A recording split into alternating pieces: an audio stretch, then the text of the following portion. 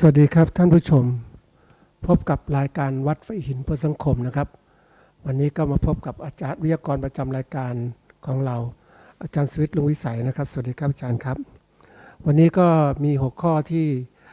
น่าสนใจนะครับเรื่องราวเกี่ยวกับการเมืองและการปกครองของประเทศไทยนะครับซึ่งวันนี้วิทยากรจะมีหัวข้ออะไรก็เรียนเชิญอาจารย์ครับ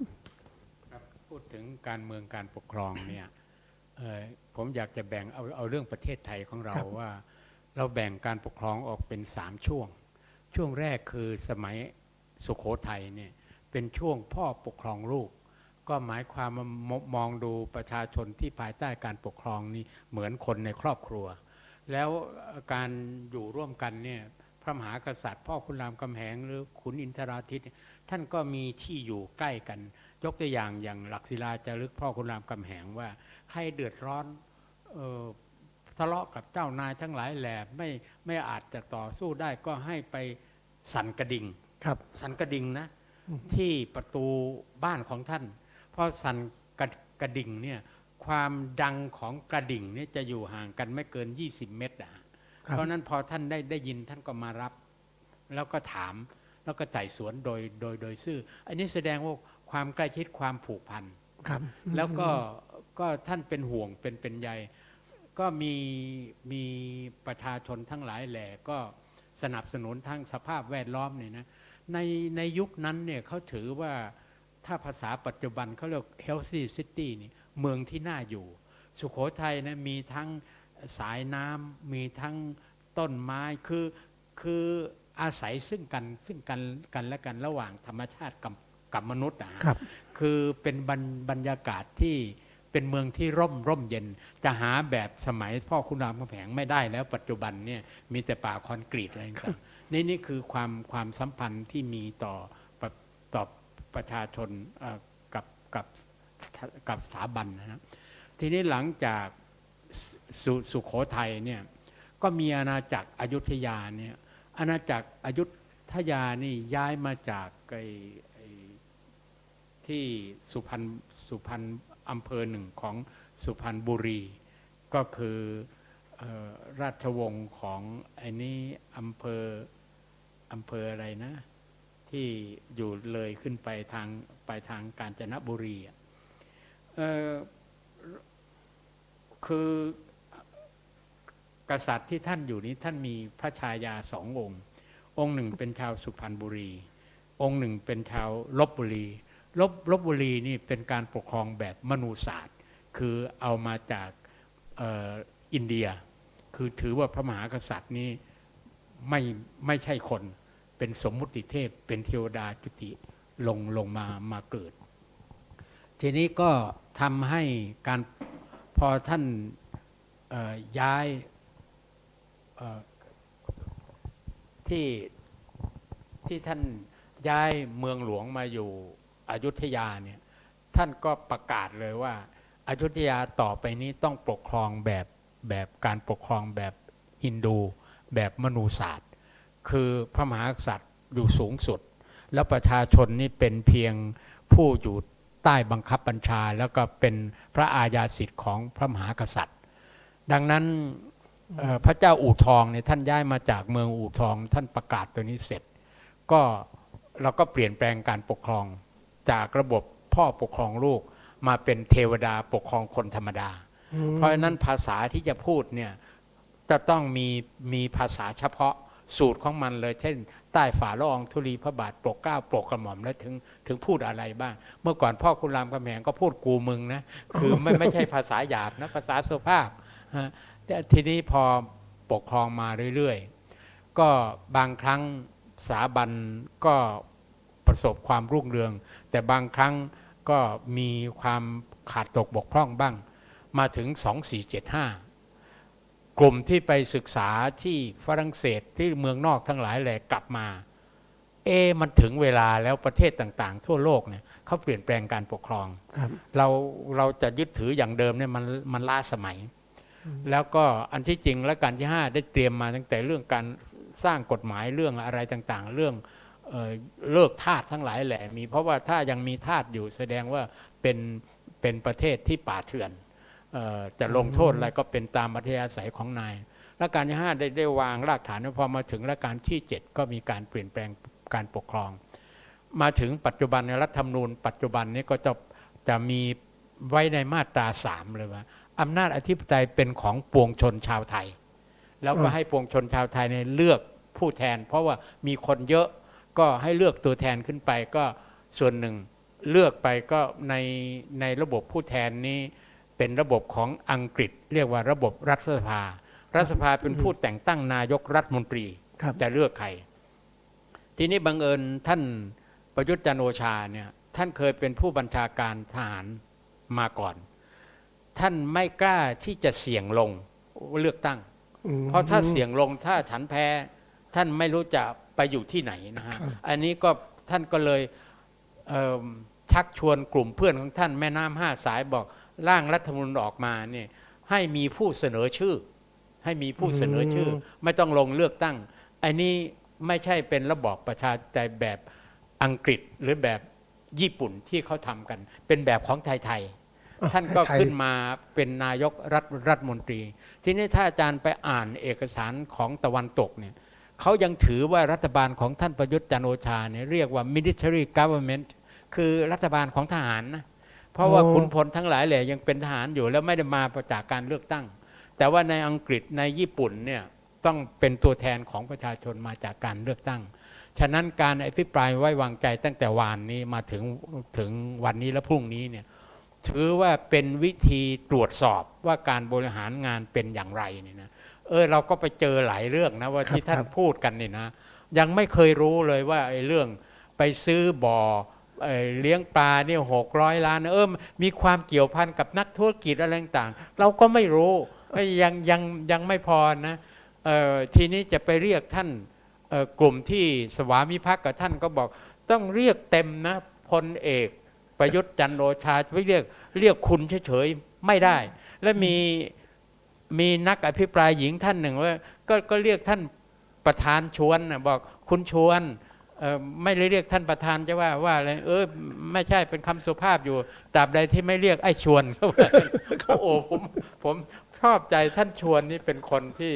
มีมุมขำมีผ่อนคลายแล้วหัวเราะตึงเลยอันนี้ก็คือคำว่าท่านทั้งหลายแหล่และติดยศอะไรต่างๆเรียกคุณไม่ได้เนี่ยมันในหลักของไตรลักษณ์ของพระศาสนาเนี่ยคืออนิจจังทุกขังอนัตตาทุกอย่างมันเปลี่ยนแปลงได้ตั้งแต่เราเป็นเด็กเขาเรียกเด็กชายใช่ไหมใช่ครับพอเราเป็นอยู่เขาเรียกนายพอเราสอบแล้วมาเป็นครูบาอาจารย์เขาเรียกอาจารย์แล้วก็มีตำแหน่งอาจารย์รองศาสตราจารย์ศาสตราจารย์อะไรไปมาไอ้พวกนี้เป็นเพียงสิ่งสมมุตินะฮะทีนี้พอเราปลดเกษียณแล้วใครจะเรียกนายเรียกคุณหรือเรียกอะไรต่างๆเวลาเราไปจ่ายตลาดเนี่ยบางทีเขาก็เห็นลุงนะฮะบางทีก็พ่ออุ้ยอะไรต่างๆนี่เราก็อย่าไปคิดว่าเขาหาว่าเราแก่เลยไอ้นั่นแล้วแต่อันนี้ก็คือฐานะดังนั้นก็กลับมาสู่เรื่องการเมืองครับคือพอเราเปลี่ยนแปลงระบบการปกครองที่นี้อาจารย์ลองคิดดูสิ500 ปีเนี่ย500 ปีเศษเราอยู่กับระบบราชาธิปไตยไอ้ความคุ้นเคยกับภาษาความคุ้นเคยกับต้องเคารพเจ้านายอะไรต่างๆมาเหล่านี้มันเป็นวัฒนธรรมหรือภาคปฏิบัติเอายกตัวอย่างนะอย่าไปถึงกับสถาบันเลยเพียงข้างล่างนี่นะพวกรัฐมนตรีมาเที่ยวเมืองมาเที่ยวเชียงใหม่ต่างๆมีรถหวอนำเสร็จแล้วเราก็จะไปธุระโรงพยาบาลปู่ย่าใจญาติพี่น้องเราป่วยอยู่นะเขาต้องออกให้อยู่ข้างทางให้ผู้ยิ่งใหญ่ไปก่อนนี่อะไรกันนักกันหนาเนี่ยคือนี่คือระบบศักดินาไม่เห็นคนอื่นเขามีความสำคัญบังเอิญผมมีโอกาสไปญี่ปุ่น3 รอบไปอยู่นั่นรอบละเดือนหรืออยู่อเมริกาหรือไปเที่ยวอังกฤษเนี่ยไม่มีกระบวนการนี้มีแต่เมืองไทยเท่านั้นที่ทำให้ชาวบ้านต้องรอผู้หลักผู้ใหญ่เขาไปคุณอะไรกันนักกันหนานี่ยังดีนะบางทีเมียท่านรัฐมนตรีหรือท่านผู้ใหญ่ทั้งหลายแหละไปทำผมตำรวจต้องนำรถนำอย่างนี้คือระบบประพฤติปฏิบัติกันอย่างที่ชนชั้น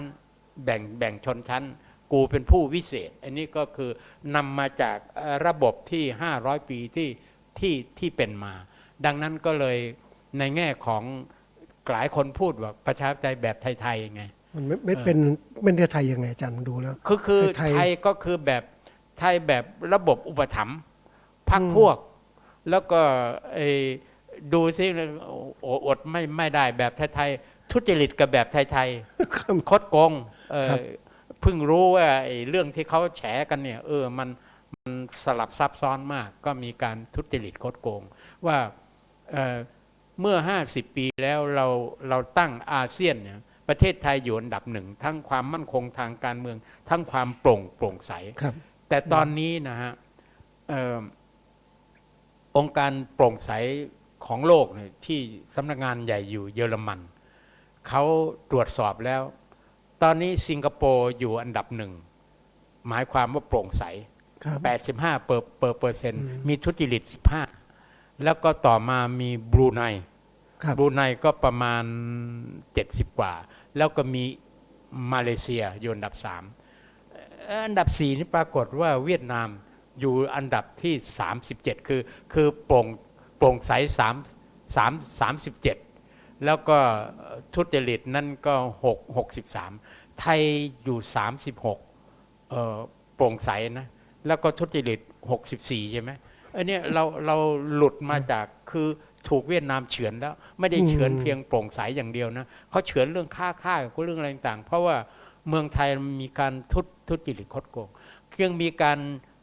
แฉกันแล้วก็ทางฝ่ายรัฐบาลกำจำเป็นต้องหาข้อมูลแล้วเขาเรียกวอลลุ่มเนี่ยก็หาลูกน้องที่ไปปกป้องพิทักษ์นายว่าจะทำยังไงหรือถ้ามันจะแหลมคมมานายจะเสียเปรียบอันนี้ก็ยกมือคัดค้านขอคัดค้านอะไรต่างๆเป็นแท็กติกหรือเป็นวิธีการเมืองที่ไม่ค่อยสง่างามที่แบบไทยๆดังนั้นระบบประชาธิปไตยของไทยปัจจุบันตั้งแต่2475มาถึงปัจจุบันนี้ก็คือเป็นลูกครึ่งกึ่งเป็นพันทางไม่ใช่ประชาธิปไตยแบบที่อังกฤษแบบญี่ปุ่นเขาปฏิบัติกันยังเป็นแบบไทยๆก็คือมีระบบชนชั้นระบบอุปถัมภ์ระบบช่วยเหลือซึ่งกันและกันแล้วเมื่อวานนี้ดูข่าวนะน่าตกใจมากมีความจริงหรือเปล่าไม่รู้มันเข้าไปถึงกระทั่งข่มขู่ผู้พิพากษานะแล้วก็มีคดีอะไรต่างๆโอ้รุนแรงมากโอ้บ้านเมืองนี้มันแย่มันถดถอยน้ำใจของธรรมะนี่ไม่เหลืออยู่เลยธรรมาภิบาลไม่ค่อยจะมีเพราะนั้นเราขาดไม่ได้คือหิริโอตตัปปะตามหลักพระพุทธศาสนาเสียดายนักในการทำข้อมูลต่างๆบอกชาวพุทธของเราเนี่ยมีประมาณ 94% นะแต่ว่าจิตใจมันไม่เลยเหลืออยู่เลยมีขาดหิริโอตตัปปะขาดศีลเฉพาะการทุจริตคดโกงคือไปทั้ง66เนี่ยเป็นเรื่องที่อันอทินนาทานคือศีล5ตัวนี้คือการทุจริตคดโกงทั้งหลายแหล่นี่เป็นพฤติกรรมของอทินนาทานไม่ใช่เพียงลักทรัพย์อย่างเดียววิธีกลบเกลื่อนวิธีสร้างเงื่อนไขอะไรต่างๆเหล่านี้หรือวิธีที่เขาชำระสะสางกันอยู่นี่ดังนั้นประชาชนทั้งหลายแหละท่านอย่าไปคิดว่าการเมืองเป็นเรื่องภายนอกนะเพราะว่ามีคนอยู่2 กลุ่มผู้ปกครองผู้อยู่ใต้การปกครองถ้าผู้อยู่ใต้การปกครองยอมงอมือยอมเท้าหงอเขาไม่กล้าที่จะแสดงออกอะไรต่างๆพวกนี้ก็ย่ามใจได้ใจดังนั้นอย่าปล่อยให้โจรครองเมืองถ้าเขาทุจริตคดโกงมากก็อย่างสสฝ่ายค้านที่ตีแผ่กันอยู่อย่างนี้ถึงแม้จะใช้มาตรการทางกฎหมายแก้หรือว่าทำร้ายกันนะวันหนึ่งสัจธรรมมันจะต้องถึงจุดที่จะทำให้ชาวบ้านได้เห็นว่าใครอยู่มุมมืดใครอยู่มุมสว่างชั่วกับดีมันอยู่ร่วมกันไม่ได้มืดกับสว่างมันอยู่ร่วมกันไม่ได้คนมีศีลธรรมกับคนอธรรมมันก็ต้องแยกกันอยู่ดังนั้นเราพยายามส่งคนที่มีคุณธรรมไปปกครองประเทศบ้านเมืองเราถึงจะเจริญก้าวหน้าครับตอนนี้ว่าคนไทยก็บอกว่าอยู่รักษาตัวรอดเป็นยอดดีนะครับไม้อะไรอย่าไปขวางอะไรอย่างเนี้ยฉันอยู่สบายดีกว่าเขาก็ไม่สนใจอย่างนี้อาจารย์คิดอย่างไรอันนี้เป็นเรื่องที่ สุนทรภู่ท่านแต่งกลอนไว้ในพระพายมณีประชดประชันสังคมไทยช่วงนั้นน่ะ เอาประชดประชัน ป นะ ระชดประชันท่านไม่ได้ว่ามันมาจากไอ้บัดเดียวดังงังเง่งบังเวงแววสะดุ้งแล้วเหลียวแลชะแง่หานะไปถึงจนรู้สิ่งใดไม่สู้รู้วิชารู้รักษาตัวรอดเป็นยอดดีท่านจะสนับสนุนว่าวิชาการนี้มีความจำเป็นต้องใฝ่หาแสวงหา แล้วก็ค้นคว้าต่างๆนี่ต้องมาจากแหล่งที่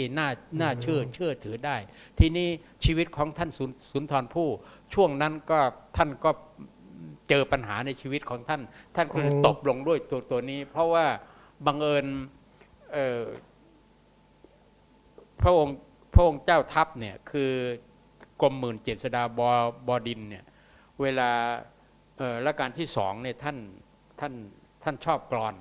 ท่านก็มอบให้คนนี้ไปแต่งและมอบนี้ไปแต่ง และสุนทรภู่ไม่คิดว่าเจษฎาบดินทร์จะขึ้นครองราชย์เพราะเป็นเพียงพระองค์เจ้า แต่ว่ารัชกาลที่สี่รัชกาลพระปิ่นเกล้าเนี่ยท่านเป็นเจ้าฟ้า และยังมีเจ้าฟ้าปิ๋วเจ้าฟ้ากลางอีกนั่นอ่ะอยู่5 คนนะฮะไม่คิดว่าเจษฎาบดินทร์จะขึ้นครองก็เวลาวิพากษ์ก่อนเนี่ยท่านก็วิพากษ์ไปซื่อๆเลยแต่มันเป็นการหักหน้าพระที่นั่งท่านก็กลัวว่ากรมหมื่นเจษฎาบดินทร์จะโกรธแค้นท่านต้องหนีบวชเลยนะพอเจษฎาบดินทร์ขึ้นครองท่านหนีไปบวชประมาณ8 ถึง 9 พรรษาเพราะนั้นตรงนั้นท่านก็ต้องรู้รักษาตัวรอดเป็นยอดดีท่านก็เข้าหาลูกของรัชกาลที่3ที่เป็นกุณฑลเนี่ยท่านชอบกลอนด้วยพอชอบกลอนก็ได้ฝ่ายนี้เป็นเกาะกำบังก็รักษาตัวรอดเป็นยอดดี แล้วก็พระปิ่นเกล้าพอรัชกาลที่3ไปเนี่ยพระปิ่นเกล้าท่านเป็นน้องของรัชกาลที่4สุนทรภู่ก็ไปสวามิภักดิ์ฉะนั้นท่านได้เลื่อนยศจากขุนสุนทรโวหารขึ้นเป็นพระสุนทรเวโวหารนะขึ้น2 ตำแหน่งเลยอันนี้เป็นเพราะว่าท่านรู้รักษาตัวรอดเป็นยอดดีในกลุ่มกลอนนะฉะนั้นการรักษาตัวรอดเป็นยอดดีเป็นสุนทรภู่ท่านประชดสังคมไทยและบางทีมันในแง่ในชีวิตของเรานะว่าบางทีมันจำเป็นต้องเอาตัวรอดก่อนนะทีนี้มีครั้งหนึ่งที่รัชกาลที่4ท่านบอกให้วัดทั้งหลายแหล่เนี่ยทำอะไรเรือกระทงไปนั่นทีนี้ท่านพรหมรังสีเนี่ยท่านสมเด็จพุทธาจารย์โตท่านก็วัดก็ไม่มีเงินจะไปสร้างไอ้ความสวยงามตามเรือได้ไงท่านเอาลิงตัวหนึ่งแล้วก็มัดจีวรไว้บอกขายหน้าเอาผ้ารอดรัชกาลที่4ว่านั่นเรือของใครนะบอกเรือวัดระฆังโคสิตารามเอาอีกแล้วหลวงพ่อโตทำพิษอีกแล้วแต่นั้นมาท่านประกาศไม่รบกวนวัดแล้วขอให้ศรัทธาวัดแล้วแต่ศรัทธาเพราะนั้นจะแต่งประดับประดาเรือทั้งหลายแหล่เนี่ยท่านพุทธาจารย์โตท่านก็บอกว่าขายหน้าเอาผ้ารอดก็หมายความว่าวัดระฆังเนี่ยไม่ได้มีอะไรนั้นน่ะก็ยอมขายหน้าแต่เอาผ้าเหลืองรอดว่าข้าไม่ต้องไปใช้จ่ายอย่างที่ท่านว่ามานี่คือความเป็นมาว่าบางครั้งเนี่ยการรักษาตัวรอดเป็นยอดดีเนี่ยแต่ว่าท่านพุทธาจารย์โตท่านก็เอาจีวรไว้ไม่ต้องไปทุ่มเทไปจ่ายวัดไม่มีอะไรจะไปจ่ายเนี่ยก็เป็นมาตรการวิธีหนึ่งที่รัชกาลที่4ท่านก็ยอมว่าท่านไม่ว่าทีนี้ว่าคนไทยส่วนใหญ่ก็ชอบใช้อย่างนี้เพราะนั้นมันก็ห่างไกลจากความเป็นจริงจริงๆแล้วการเมืองประชาชนจะต้องก็เรียกต้องเข้าใจแล้วก็ร่วมกับสังคมด้วยการเมืองด้วยก็อย่างที่ว่าเนี่ยนะมีคน2 กลุ่มข้างบนเป็นผู้ปกครองกลุ่มข้างล่างเราถือว่าผู้ใต้ปกครองผู้ใต้ปกครองนี่เขาให้บอกสิทธิประชาธิปไตยเป็นของปวงชนชาวไทยเนี่ยเราต้องใช้สิทธินั้นแล้วติดตามแล้วการเลือกตั้งมีส่วนสำคัญแม้แต่1 เสียงเนี่ยก็มีความสำคัญฉะนั้นใครทุจริตคดโกงมันไม่ประพฤติตัวไม่มันจะเอาเงินมาซื้อเสียงอันนี้คือเงินโจรอย่าบางคนเขาบอกว่ารับมันเลยแต่ว่าไปลงให้คนอื่นแต่ว่าทางเป็นจริงอย่ารับ เพราะว่ารับแล้วมันอดไม่ได้ ที่จะพูดชั่วอย่างอื่น บางคนก็บอกเลิกโจรไปดี เพราะว่าโจรก็มาช่วยเราเพราะเราก็เป็นโจรอยู่ด้วย เออ อาจารย์คิดว่าอย่างนี้ดีไหมครับอาจารย์ ไม่ดี เพราะว่าเราต้องเข้มแข็ง คือเงินที่ได้มาที่โดยทุจริตแล้วส่งโจรไปเนี่ยโจรมันไม่มีคุณธรรมอะ มันจะกลับตัวกลับใจไหมอาจารย์โจร ยา เนี่ ก ย ครับคือจะเป็นองค์คุริมานนี่ยาก โจรมันต้องเป็นโจรยิ่งโจรเมืองไทยด้วย โจรมันขึ้นไปในระดับชาติเลยนะเป็นรัฐมนตรีก็มีตอนเนี้ย อื คือ ม ทั้งมีความผิดมีอะไรทั้งหน้าตาเฉยเลยนะอันนี้เขากำลังซักฟอกกันอยู่ ฉะนั้นต้องดูให้ดี เงินจะมาจากไหนเนี่ยเงินของโจรเนี่ยยังไงเสียมันก็เป็นตัวที่ทำลายชาติบ้านเมือง อย่าไปยกย่องคนโจร คนเขาก็บอกว่าเลิกไปแล้วเดี๋ยวเข้ามาตอบแทนเรา คนอื่นจะเจ็บ หรือว่าจะทุกข์ยากลำบากก็เรื่องคนอื่นขอฉันกับพวกดีก็พอแล้ว อันนี้เป็นความคิดคับแคบที่เห็นแก่ตัว คือมนุษย์เราเนี่ยนอกจากการทำงานเพื่อตนเองแล้วต้องทำงานเพื่อสังคมเป็นโซเชียลมายเด็ดก็คืออะไรที่เป็นเกิดประโยชน์ต่อส่วนรวมนี่เราต้องช่วยกันพยุงดำเนินการเพื่อให้คุณธรรมให้หลักความถูกต้องชอบธรรมอยู่ แล้วลูกหลานเราจะว่ายังไง ตัวนั้นมันบ้านเมืองเนี่ยก็ลูกหลานเขาจะรับช่วงต่อไปเนี่ยมันเป็นเรื่องสำคัญ ฉะนั้นประชาชนต้องสนใจการเมือง แล้วก็ถ้าการเมืองมีลักษณะที่บิดเบี้ยวไม่เหมาะสมมีการทุจริตหรือคดโกง เราก็ต้องออกอย่างน้อยที่สุดคือไม่สนับสนุนโจรขึ้นครองเมือง เรื่องใหญ่นะครับ ครับวันนี้ก็คงได้ข้อคิดจากอาจารย์สวิทย์ลุงวิสัยครับ เรื่องของการที่เรานั้นจะต้องมีส่วนร่วมกับการเมือง ไม่ใช่ปล่อยให้บ้านเมืองเป็นอย่างนี้ แล้วก็ลูกหลานเราจะเป็นอย่างไร ณวันนี้เนี่ยเรานั้นมีเขาเรียกว่ามีส่วนสำคัญมากต่อการพัฒนาการเมืองของประเทศนะครับ ก็ฝากไว้เป็นข้อคิดนะครับ วันนี้ขอบคุณอาจารย์นะครับ สวัสดีครับ สวัสดีครับ